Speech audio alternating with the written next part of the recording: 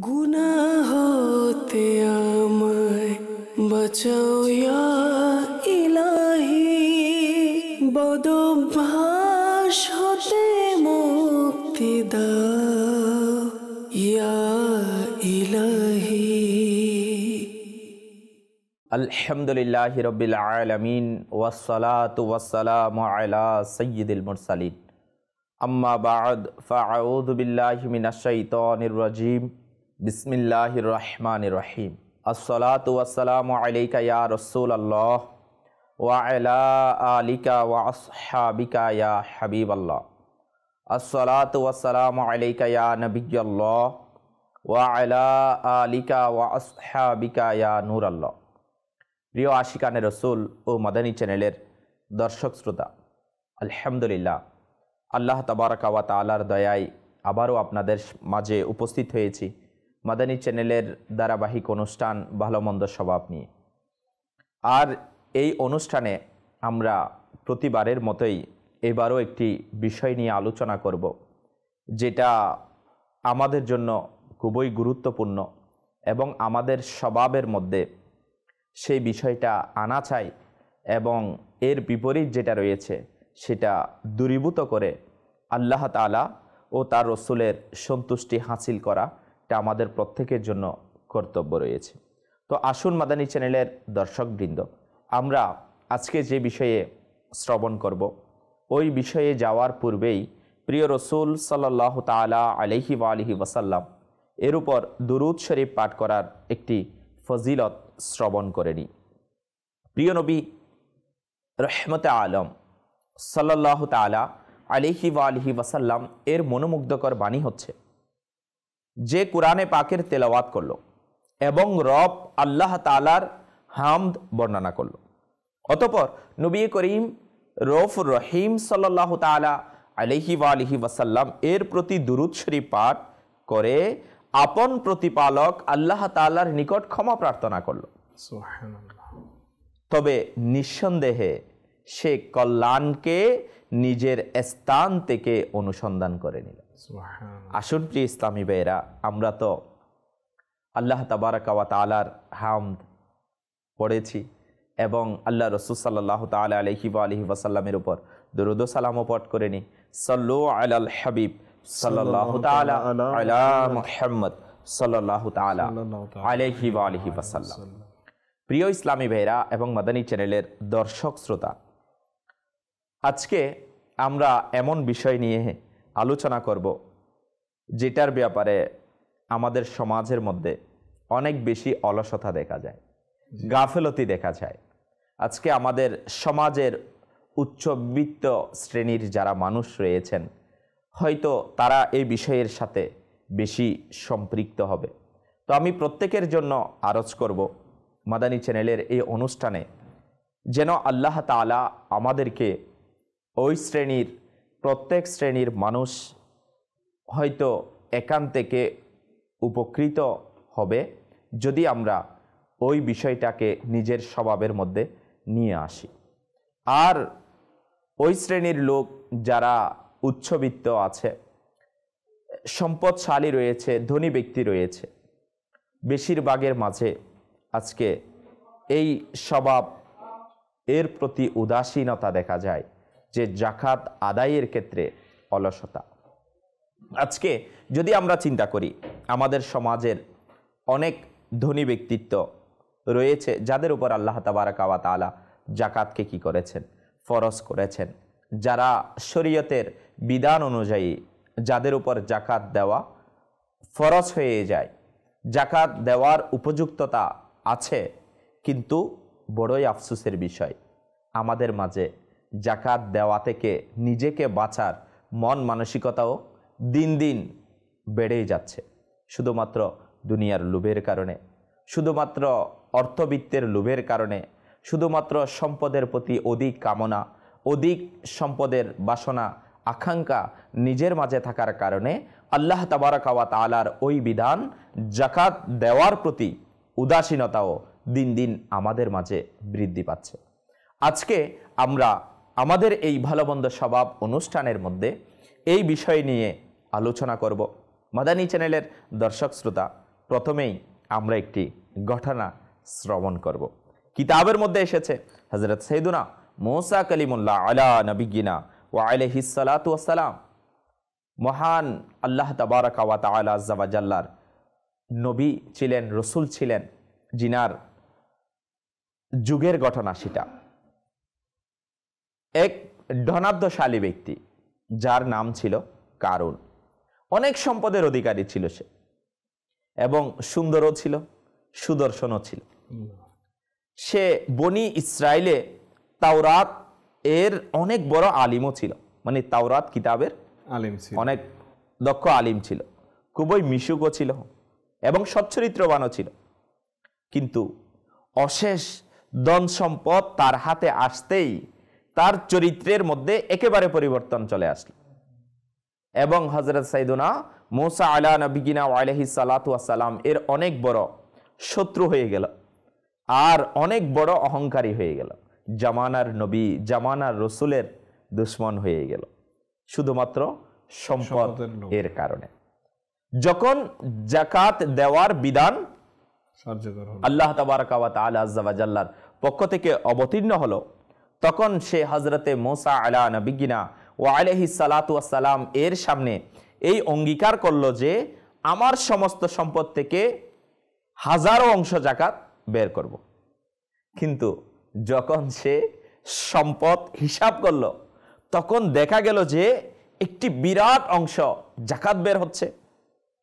তা দেখে তার মধ্যে হঠাৎ লালসা ও কৃপণতার বোধ তার মাথায় চেপে বসলো, এবং শুধু সে একাই যাকাতকে অস্বীকার করলো না, বরং সে বনি ইসরাইলদেরকেও বিভ্রান্ত করতে লাগলো যে হযরতে মূসা আলা নবিয়িনা ওয়া আলাইহিস সালাতু ওয়াস সালাম এই যাকাতের বাহানায় তোমাদের সম্পদ ছিনিয়ে নিতে চাচ্ছে।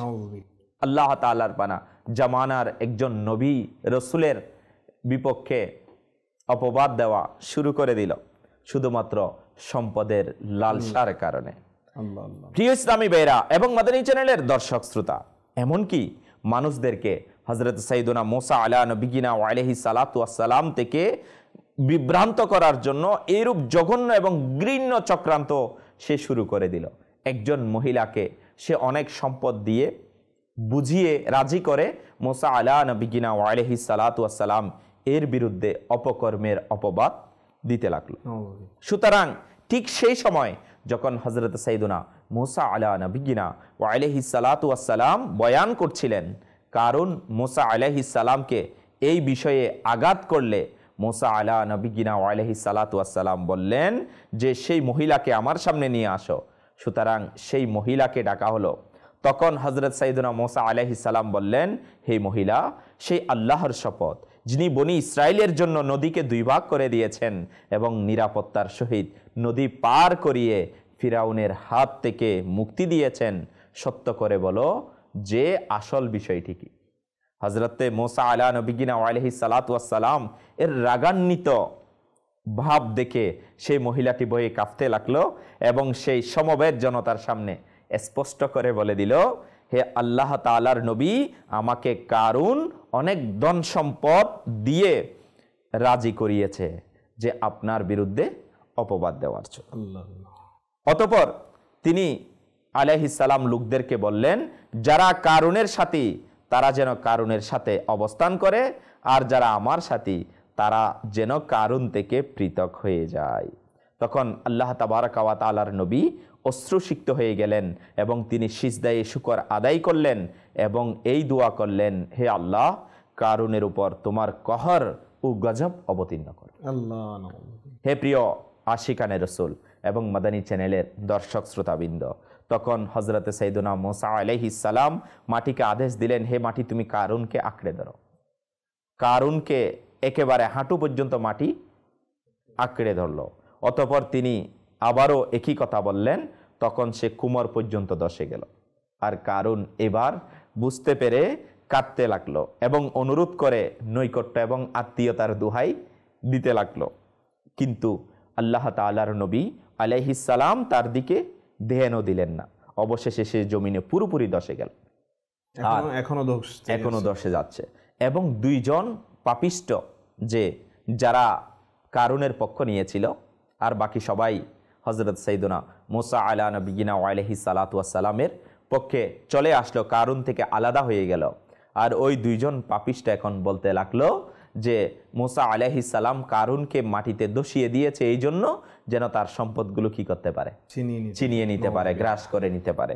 তখন মুসা আলা নবিয়িনা ওয়া আলাইহিস সালাতু ওয়াস সালাম মাটিকে আদেশ দিল যে তার ধন সম্পদকেও কি করো, ধসিয়ে দাও, ধন সম্পদকেও ধসে যায়।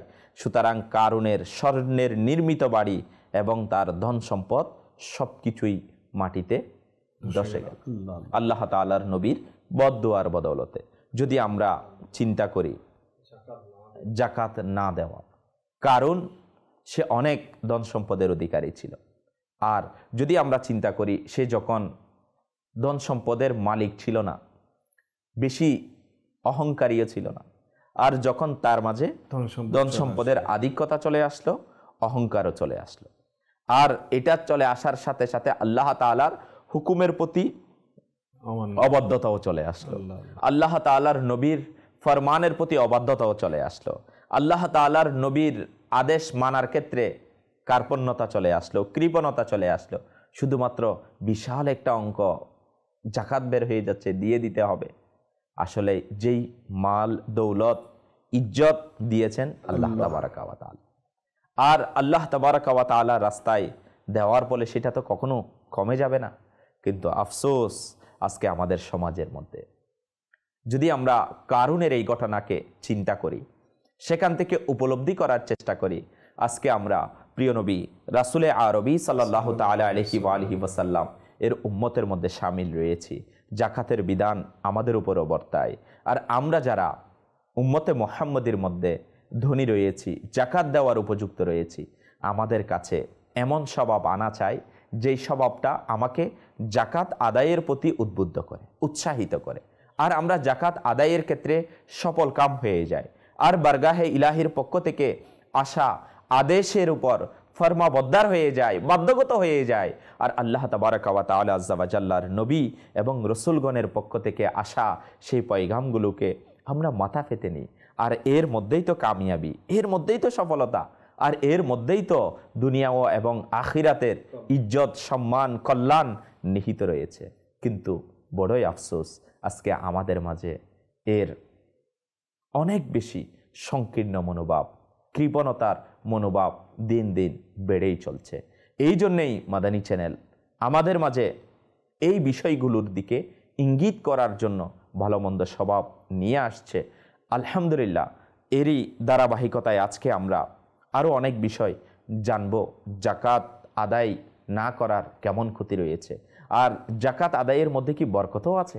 যদি হয়তো আমরা বরকতগুলো শুনে নিই, হয়তো আমাদের মাঝে উৎসাহ আসবে না, আমরাও বরকত পাওয়ার জন্য আল্লাহ তাবারাকা ওয়া তাআলার এই বিধানের উপর আমলকারী হয়ে যাব। জি মাদানী চ্যানেলের দর্শক শ্রোতা, আমরা আমাদের শাহরুখ ভাইয়ের কাছে যাব, ইনি যেন আমাদেরকে এই বিষয়ের উপর মাদানী ফুল পেশ করে। বিসমিল্লাহির রহমানির রহিম। মঈন ভাই, যে বিষয়টা আজকে জাকাত, আচ্ছা আসলে এটা তো ইসলামের একটা স্তম্ভ, একটা রক্ষণ বলতে গেলে। এটা যার জন্য পরিমাণ সম্পদ জমা হয়ে যাবে তাকে অবশ্যই এটা দিয়ে দিতে হবে। আর এটা যদি অর্থ বিশ্লেষণ করতে যাই, আমরা পাই যে জাকাত অর্থ পবিত্রতা, বরকত, বৃদ্ধি পাওয়া। তার মানে যে ব্যক্তি চায় যে তার সম্পদের মধ্যে কল্যাণ হোক, তার সম্পদে বরকত হোক এবং তার সম্পদ বৃদ্ধি পেয়ে যাক, তাহলে তার উচিত যে সেই জাকাতটা আদায় করে দেওয়া এবং তার সম্পদকে পবিত্র করে তোলা। কিন্তু আফসোসের বিষয় হচ্ছে আজকাল আমরা যখন আমাদের এইরকম কারণের মতো যারা অধিক সম্পদের মালিক হয়ে যায়, তারাও এরকম যখন জাকাত বের করে, তখন তারা দেখে যে অনেক বিশাল একটা অর্থ চলে যাচ্ছে, তারাও লোভের মধ্যে পড়ে যায়, সঠিকভাবে আমি দিয়ে দিব সঠিকভাবে জাকাত আদায় হচ্ছে না। চিন্তা করুন মঈন ভাই, যদি সঠিকভাবে যদি জাকাত আদায় হতোই, তাহলে আমাদের সমাজের মাঝে এই যে ধনী এবং গরিবের যে একটা বৈষম্য বিরাজমান, এটা কিন্তু থাকতো না। যেটা আদায় করেছেন আমাদের সাহাবায়ে কেরাম আলাইহিমুর রিদওয়ানগণ। জি, বিশেষ করে তো আমার নবী সাল্লাল্লাহু তাআলা আলাইহি সাল্লাম তো ছিলেন, মানে আমার নবী করিম সাল্লাল্লাহু আলাইহি সাল্লাম এমন চরিত্রের অধিকারী ছিলেন। ইনার মানে হায়াতে জিন্দিগির মধ্যে জাকাত ইনার জন্য কখনো মানে জাকাত আসেই নাই ইনার, কারণ আমার নবী সাল্লাল্লাহু আলাইহি ওয়াসাল্লাম কখনো সম্পদ জমাই করান নাই। যা কিছু এসেছে উপহার স্বরূপ, তোহফা স্বরূপ সাথে সাথে বন্টন করে দিয়েছেন। তো এটা হচ্ছে একটা আমার নবীর প্রিয় সুন্নত। তো আলহামদুলিল্লাহ যারা সাহাবায়ে কেরামগণ ছিলেন, আমার নবী সাল্লাল্লাহু আলাইহি ওয়াসাল্লামের এই বাণী শুনে জাকাতের, যে জাকাত আদায় করলে কেমন বরকত রয়েছে, কেমন ফজিলত রয়েছে, এটা শোনার পর ইনাদের মাঝে আগ্রহ চলে আসতো। ইনারা শাবান মাস আসার সাথে সাথেই নিজেদের সম্পদ থেকে জাকাত বের করে দিত। তো একটু এরকম একটি ঘটনা এসেছে যে সাহাবায়ে কেরামগণ কীরকম উৎসাহিত ছিলেন জাকাত দেওয়ার প্রতি। একবার আমার নবী করিম সাল্লাল্লাহু আলাইহি ওয়াসাল্লাম হযরত সাইয়েদনা উবাইদ বিন কাব রাদিয়াল্লাহু তাআলা আনহুকে পাঠালেন, মানে ওই সময় জাকাত কি করে নিতে, সংগ্রহ করে নিতে, যাদের উপর জাকাত ফরজ হয়েছে। তো এখন এক ব্যক্তির নিকট গেল, অনেক ধনাঢ্য একজন সাহাবী রাদিয়াল্লাহু তাআলা আনহু ছিল। ওনার নিকট যাওয়ার পর ওনার সমস্ত সম্পদ জমা করালেন। জমা করানোর পর দেখলেন যে ইনার ছোট্ট মানে 1 বছরের একটা উটনি, এটা জাকাত হিসেবে ওনার আসছে। তো এখন যখন বললেন যে আপনার তো এই সমস্ত সম্পদ থেকে শুধুমাত্র 1 বছরের একটা উটনি এসেছে, আপনি এটা দেওয়া আপনার জন্য আবশ্যক। তখন ওই ধনাঢ্য সাহাবী কেমন মানে ইশকে রসুলের অধিকারী, কেমন আল্লাহ তাআলা খৌফে খোদা ইনার মাঝে বিরাজমান ছিল। উনি বলছেন যে 1 বছরে এই উটনি দিয়ে কি হবে, এটা তো তেমন মাংসও নেই, এটা তেমন বড়ও না, এটা দুধও দিবে না, দুধও দহন করবে না। তো আপনি কি করুন, এখানে আরও অনেকগুলো উটনি রয়েছে, এর মধ্যে থেকে যেটা সবচেয়ে মোটা, যেটা শরীরে অনেক বেশি মাংস হবে, যেটা দুধ বেশি দিবে, আপনি ওইটাকেই আমার নিয়ে যান। তখন ওই উবাইদ বিন কাব রাদিয়াল্লাহু তাআলা আনহু বললেন, এটা নেওয়া আমার পক্ষে, এইভাবে নেওয়া আমার পক্ষে সম্ভব নয়, কারণ আমাকে এরকম আদেশ দেওয়া হয় নাই আমার বারগাহে রিসালাতের পক্ষ থেকে। ঠিক আছে, তবে আপনি যদি চান যে আপনার এই উটনিটা আপনি জাকাত হিসেবে পেশ করবেন, তবে সেটা বারগাহে রিসালাতের দরবারে আপনি প্রথমে পেশ করুন। তো সাথে সাথে ওই সাহাবী রাদিয়াল্লাহু তাআলা আনহু ইনি ওনার সাথে ওই উটনিকে নিয়ে চললেন। উটনি নিয়ে যাওয়ার পর আমার আকা সাল্লাল্লাহু আলাইহি ওয়াসাল্লামের দরবারে উপস্থিত হলেন। বললেন, ইয়া রাসূলুল্লাহ সাল্লাল্লাহু আলাইহি ওয়াসাল্লাম, মানে আমার যে এটা কত বড় সৌভাগ্য, যে মানে আমার জীবনে এটা প্রথম সৌভাগ্য যে আমার নবী করিম সাল্লাল্লাহু তাআলা আলাইহি ওয়াসাল্লামের দরবার থেকে কোনো একজন প্রত্যক্ষদর্শী সরাসরি আমার সম্পদকে প্রত্যক্ষ করেছেন, আর ওখান থেকে আমার জাকাত বের করেছেন। এটা আমার জন্য কত যে সৌভাগ্যবান, এটা যে আমি যে কতই বড় সৌভাগ্য। তো এটা শোনার পর বললেন যে, ইয়া রাসূলুল্লাহ, জাকাত তো হিসাব হয়েছে, কিন্তু তার মধ্যে থেকে ছোট্ট একটু উটনি, 1 বছরের একটা উটনি আমার জাকাত হিসেবে এসেছে, কিন্তু আমি চাই না যে এইটা পেশ করি, আমি চাই যে এর চেয়ে আরও বেশি পরিমাণ আল্লাহ তাআলার রাস্তায় কী করি, দান করি, পেশ করি। বলছে, তোমার তো বেশি করে দেওয়া আবশ্যক হয়নি, তোমার তো এটাই আবশ্যক হয়েছে, এটা দাও। বলছে, না ইয়া রাসূলুল্লাহ, আমার ইচ্ছা হচ্ছে আমি এর চেয়ে বেশি দিব। তখন আমার নবী করিম সাল্লাল্লাহু তাআলা আলাইহি ওয়াসাল্লাম তাকে অনুমতি দিলেন, ঠিক আছে, তুমি যখন চাও যে আল্লাহ তাআলার রাস্তায় বেশি দিবে, তাহলে তুমি এটা ধরে নাও যে আল্লাহ তাআলাও তোমাকে এর চেয়ে বেশি প্রতিদান তোমাকে দান করবে। সুবহানাল্লাহ। তখন ওই সাহাবী রাদিয়াল্লাহু তাআলা আনহু এই সবচেয়ে যেটা বেশি উটনি মোটা তাজা ছিল, শরীরে মাংস বেশি ছিল, ওই উটনিকে জাকাত স্বরূপ পেশ করলেন। মুমিন ভাই দেখেন, ওনার কাছে উটনি, এখানে বিষয় হচ্ছে মাদানী চ্যানেলের দর্শক শ্রোতা, আজকাল আমাদের মধ্যে যারা জাকাত আসে, মানে জাকাত হিসাব করে নেই, যে যতটুকু জাকাত আসে ততটুকু আদায় করে, অথবা অনেকের মন মানসিকতা বেশিরভাগ করেই না, আবার অনেকে অতটুকু পর্যন্ত করে। কিন্তু সাহাবায়ে কেরামদের জজবা কেমন ছিল, ইনারা উৎসাহ কেমন ছিল, ইনারা খৌফে খোদা কেমন ছিল, যে এসেছে কম, দিয়েছে বরং এর চেয়ে বেশিটা ইনাদের মধ্যে। কেননা এটার বরকত সরাসরি পেয়েছে ইনারা, কেননা জাকাত দিলে সেটা কখনো কমে না, সম্পদ পবিত্র হয়ে যায়। সে জাকাতের ফজিলতের ব্যাপারে এসেছে একটা জায়গার মধ্যে, যে ব্যক্তি মানে তার সম্পদ থেকে জাকাত বের করে দেয়, আল্লাহ তাআলা তার সম্পদকে পবিত্র করে দেয়। সুবহানাল্লাহ। মানে তার সম্পদের মধ্যে মঙ্গল করে দেয়, তার সম্পদ কখনো ক্ষতির মধ্যে থাকে না। মাশাআল্লাহ। অথচ আমাদের মধ্যে আজকে কি অবস্থা বিরাজমান মুবিন ভাই, যে আমরা নিজেদের জাকাতগুলোকে অনেকে আবার এমনভাবে দিয়ে থাকি লোক দেখানো, ওই জাকাত নিতে গিয়ে অনেকে আবার কি আহত হচ্ছে বা নিহত হচ্ছে, কঠিন পরিস্থিতির সম্মুখীন হয়ে যাচ্ছে। এটা নয়, এটা আমাদের এক রীতিমতো এক অভ্যাসে পরিণত হয়েছে। অনেকে মুমিন ভাই এটাও দেখবেন যে জাকাতের সময় শুধু হিসাব করে যে রমজান মাস আসলে আমাকে জাকাত দিতে হবে। নয়, শরীয়তে তো এমন হুকুম দেয় নাই। শরীয়তে হুকুম দিয়েছে যখন আপনার যাকাতটা সম্পদের মালিক যখনই হব, 1 বছর পূর্ণ হবে, তখনই আপনার যাকাত টাকা আদায় করতে হবে। তো এই জজবাটা আমাদের নেওয়া দরকার সেই সাহাবাদের কাছ থেকে। আমরা তো বলি আমার নবীকে ভালোবাসি, আমরা সাহাবায়ে কেরামদেরকে অনুসরণ করি, কিন্তু যদি ওনাদের কর্ম না করি তাহলে কবরে গিয়ে কি জবাব দিব? মাশাআল্লাহ। আমরা তো মাদানী চ্যানেলের দর্শকবৃন্দ জাকাতের ব্যাপারে বড়ই উৎসাহমূলক ঘটনা শ্রবণ করেছি, যেন আমাদের মাঝেও জজবা আসে, উৎসাহ আসে, আমরাও যেন জাকাত আদায়কারী হয়ে যাই। আর আমাদের সমাজের মধ্যে যারা জাকাত আদায়ের ক্ষেত্রে অলসতা করে, উদাসীনতার মধ্যে রয়েছে, তাদের জন্য বড়ই শিক্ষার বিষয়। আর সম্পদ যে আল্লাহ তাবারাকা ওয়া তাআলা আমাকে আপনাকে দান করেছেন, ওই সম্পদ নষ্ট হয়ে যায়। আল্লাহ, সেটা স্থায়ী নয়, সেটা একদিন না একদিন ধ্বংস হয়ে যাবে, নষ্ট হয়ে যাবে, এটা কোনো স্থায়ী। আর যেই সম্পদের জাকাত আদায় করা হয় না, কিতাবের মধ্যে আসছে সেই সম্পদ নষ্ট হয়ে যায়। আল্লাহ আল্লাহ। যদি আমরা একটু চিন্তা করি, আমাদের মাঝে যদি স্বভাব না থাকে, জাকাত আদায়ের অভ্যাস না থাকে, দেওয়ার মন মানসিকতা না থাকে, তাহলে অবশ্যই আমরা মন মানসিকতা তৈরি করব আল্লাহ তাআলাকে ভয় করে, মন মানসিকতা তৈরি করব ইশকে রসুলের দৌলতে উজ্জীবিত হয়ে। প্রিয় ইসলামী ভাইরা, হ্যাঁ, এটাও শুনে নি জাকাত আদায় না করার কেমন ক্ষতি। বলতেছেন যে জাকাত আদায় করে না, সম্পদের আদায় হবে না, ওই সম্পদ কি হয়ে যায়? নষ্ট হয়ে যায়। আজকে আমরা যদি দেখি না, আমাদের সমাজের দিকে দৃষ্টি দিই, তবে সম্ভবত দেখা যাবে বড় বড় ব্যবসায়ী, বড় বড় ফ্যাক্টরি ওনার না, জি, এমন আছে যে যাদের ব্যাপারে আমরা শুনি সে হঠাৎ দেউলিয়া হয়ে ঋণের বোঝায় পিষ্ট হয়ে আছে। শোনা যায় কিনা?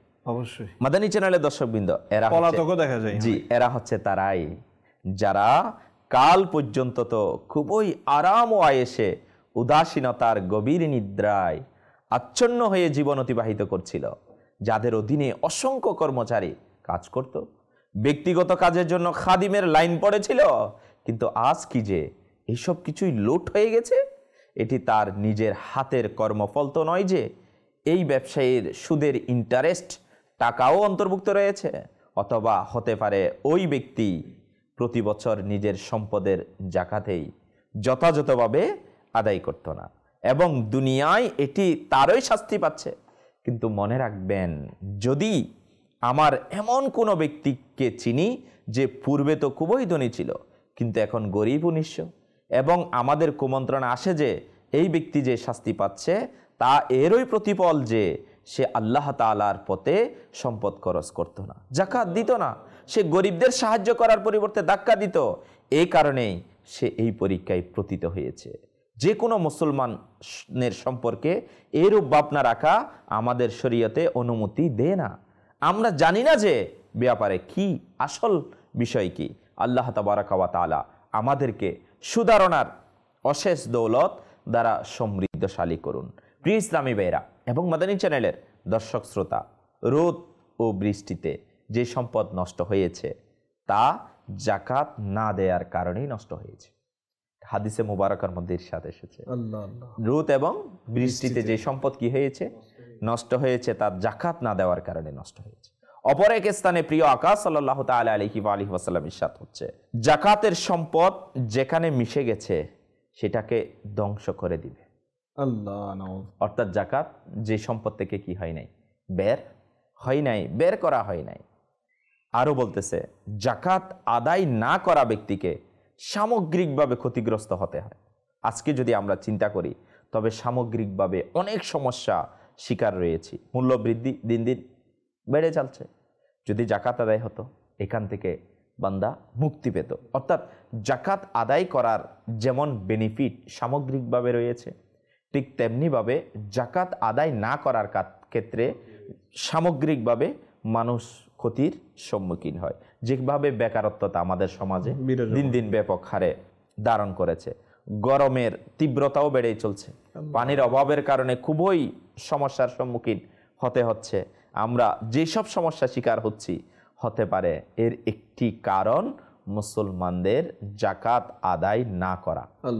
যেমনি ভাবে নবী করিম রউফুর রহিম সাল্লাল্লাহু তাআলা আলাইহি ওয়া আলিহি ওয়াসাল্লাম ইরশাদ করেন, যে সম্প্রদায় জাকাত দেবে না, আল্লাহ তাআলা তাদেরকে দুর্ভিক্ষে লিপ্ত করে দিবে। নাউযুবিল্লাহ।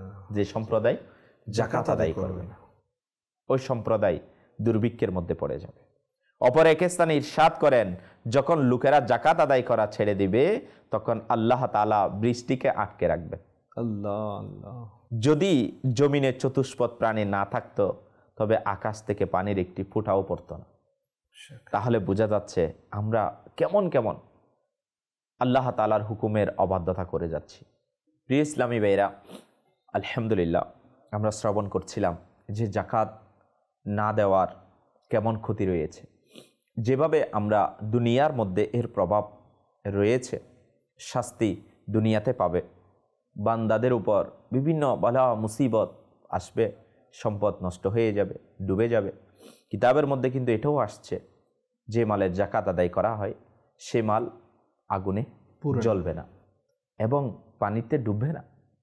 প্রিয় ইসলামী ভাইরা এবং মাদানী চ্যানেলের দর্শক শ্রোতাবৃন্দ, এতক্ষণ তো আমরা শুনেছি দুনিয়ার মধ্যে এর অপকার কেমন আছে, ক্ষতি কেমন আছে, কিন্তু এটাও মনে রাখা চাই আখিরাতেও মৃত্যুর পরও এটার আযাব শাস্তি আমাকে আপনাকে বরদাস্ত করতে হবে। আর আমাদের কার শরীর এমন রয়েছে আল্লাহ তাআলার আযাব বরদাস্ত করতে পারবে? প্রিয় ইসলামী ভাইয়েরা, তো এই জন্য আমাদেরকে আল্লাহ তাআলাকে ভয় করা দরকার। আর যাকাত আদায় না করা ব্যক্তি শুধু দুনিয়ার ক্লেশ ও কষ্টের সম্মুখীন হয় না, বরং মৃত্যুর পরেও বেদনাদায়ক আযাবের আকৃতিতে এর শাস্তি ভোগ করতে হবে। যেমনিভাবে নবী রহমত শফিয়ে উম্মত সাল্লাল্লাহু তাআলা আলাইহি ওয়া আলিহি ওয়াসাল্লামের শিক্ষণীয় বাণী হচ্ছে যে তার পিছনে এমন ধনভাণ্ডার ছেড়ে গেল, এমন ভাণ্ডারকে বলা হয় যার যাকাত আদায় করা হয়নি, তা কিয়ামতের দিন এক নেড়া সাফে পরিবর্তন করে দেয়া হবে। তার চোখে দুটি কালো দাগ হবে। সে এই ব্যক্তির পিছনে দৌড়াবে। সেই ব্যক্তি জিজ্ঞাসা করবে, তুমি কে? সাপ বলবে, আমি তোমার সেই ধনভাণ্ডার যা তুমি তোমার পিছনে ছেড়ে এসেছ। অতঃপর তা তার পিছু নিতেই থাকবে, এমনকি তার হাত চিবিয়ে খাবে। অতঃপর তাকে কামড়ে দেবে এবং তার পুরো শরীর চিবিয়ে খাবে। এ আশিকানে রসুল এবং মাদানী চ্যানেলের দর্শক শ্রোতাবৃন্দ, যদি আমরা চিন্তা করি আজকে আমাদের সমাজের মধ্যে এর ব্যাপক প্রসার দরকার, যাকাত আদায় করার মন মানসিকতা ব্যাপক হারে অর্জন করা দরকার এবং সবার মাঝে উৎসাহ উদ্দীপনা এবং যাকাত আদায়ের প্রতি উৎসাহিত করা। কেননা আল্লাহ তাআলার বান্দাদেরকে আল্লাহ তাআলার ফরমাবরদারির দিকে, আল্লাহ তাআলার আদেশ মানার দিকে আহ্বান করা দরকার। আলহামদুলিল্লাহ জাওয়াজাল বর্তমানে এই ফিতনা ফিসাদের যুগে দাওয়াত ইসলামী আলহামদুলিল্লাহ জাওয়াজাল পুরো দুনিয়ার মধ্যে যাকাত আদায়ের ক্ষেত্রে মুসলমানদেরকে উৎসাহিত করা। আলহামদুলিল্লাহ জাওয়াজাল আশিকানে রসুলদেরকে যাকাত আদায়ের মাধ্যমে দ্বীনের খিদমত, দ্বীনের রক্ষণাবেক্ষণ, জাতির রক্ষণাবেক্ষণের ক্ষেত্রে ভূমিকা রাখার জন্য আলহামদুলিল্লাহ দাওয়াত ইসলামী সদা সর্বদা প্রস্তুত রয়েছে। তো মাদানী চ্যানেলের দর্শকবৃন্দ, আলহামদুলিল্লাহ বর্তমান জামানায় এই কঠিন ফিতনা ফিসাদের যুগে কিবলা শেখে তরিকত আমির আহলে সুন্নাত দামাত বরকাতুহুল্লাহ আলিয়া আমাদেরকে মাদানী চ্যানেলের মাধ্যমেও আলহামদুলিল্লাহ বারবার যাকাত আদায়ের প্রতি উৎসাহিত করে যাচ্ছেন এবং শরীয়তের আলা মাসাইলগুলো এবং আমাদের দৈনন্দিন জীবনের ভালো মন্দ স্বভাবগুলোর বিষয়ে অবগত করিয়ে যাচ্ছেন। তো আমরা কি এখনও সংশোধন হব না? আমরা কি এখনও নিজেকে গুনাহ থেকে বাঁচাবো না? নিজেকে আল্লাহ তাআলার ফরমাবরদারির দিকে আসবো না? আমাদের স্বভাবগুলোর মধ্যে আল্লাহ তাআলার ফরমানগুলোকে কি আমরা মেনে নিব না? যে আল্লাহ তাআলা আযজা ওয়া জাল্লার পেয়ারে রসুল সাল্লাল্লাহু তাআলা আলাইহি ওয়া আলিহি ওয়াসাল্লামের পক্ষ থেকে আসা পয়গামগুলোকে কি আমরা আমলীভাবে আমাদের জীবনের মধ্যে বাস্তবায়ন করব না? আসুন না, দাওয়াত ইসলামী হাত বাড়িয়ে দিয়েছে। আমরা দাওয়াত ইসলামীর মাদানী পরিবেশের সাথে সম্পৃক্ত হয়ে যাই এবং নিজেকে আল্লাহ তাবারাকা ওয়া তাআলা আযজা ওয়া জাল্লার হুকুমগুলো মানার ক্ষেত্রে প্রস্তুত করে নিই এবং ইলমে দ্বীন অর্জন করে নিজেও বেঁচে যায় এবং আরেকজন আল্লাহ তাআলার বান্দা বাকি যারা রয়েছেন তাদেরকেও বাঁচানোর জন্য সদা সর্বদা দ্বীনের প্রচার এবং প্রসারে সহযোগিতার হাত বাড়িয়ে দিই। আল্লাহ তাবারাকা ওয়া তাআলা আমাদের সবাইকে দাওয়াত ইসলামের মাদানী কাজের সাথে সম্পৃক্ত হয়ে দ্বীন ও দুনিয়ার কামিয়াবি অর্জন করার তৌফিক নসিব করুক। আমিন আমিন বিজাহিন নবীল আমিন সাল্লু আলাল হাবিব সাল্লাল্লাহু তাআলা আলা মুহাম্মদ সাল্লাল্লাহু তাআলা আলাইহি ওয়া আলিহি ওয়াসাল্লাম।